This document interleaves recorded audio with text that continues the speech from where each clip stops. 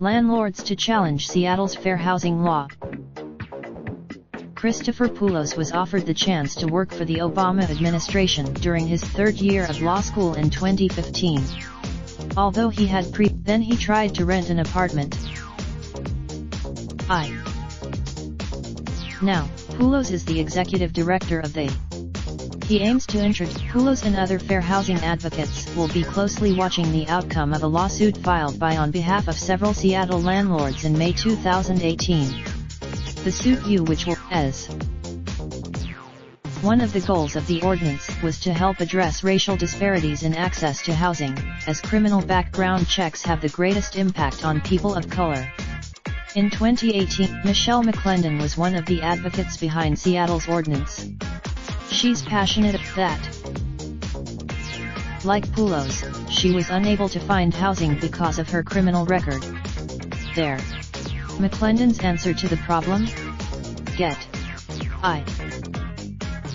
Removing obstacles to housing for people with criminal histories is seen by many advocates as crucial to helping formerly incarcerated individuals reintegrate in society and decreases the likelihood of them reoffending.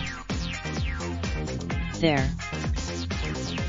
Several other cities and states have implemented housing-related ban.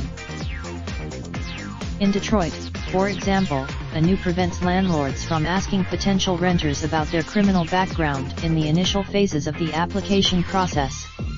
Detroit City Council. In April, the Cook County Board of Commissioners in Chicago passed the Just. Other cities such as San Francisco, Newark, and Washington, D.C., also have restrictions on when and how landlords can do background checks.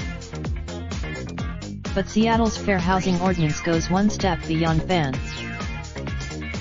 The Fair Chance Housing Ordinance comes on the heels of several other city laws aimed at making the city's rental market more equitable, including a first. Ethan Blevins, staff attorney at the Pacific Legal Foundation, represents the Rental Housing Association of Washington and other landlords in the lawsuit against the ordinance. He said that Blevins added that landlords oppose the ordinance because they want to be able to thoroughly vet tenants by using all of the information publicly available to them. Landlords are also concerned about the welfare of other tenants, as well as whether formerly incarcerated individuals, especially those with recent convictions, would be rearrested and unable to fulfill their lease terms. In addition, the Rental Housing Association also provides background screening services to its members. According to Blevins, he also said the ordinance is discriminatory against private landlords as the ordinance still allows the city's public housing authority to do criminal background checks. The Seattle Office of Civil Rights has been charged with enforcing the city's ordinance. As of April 2, the Fair Chance Housing Ordinance removes some barriers for formerly incarcerated individuals to access housing, but it doesn't address the underlying issue of a lack of affordable housing in Seattle. 1. The ordinance has already had a positive effect for some families seeking housing in Seattle's rental market.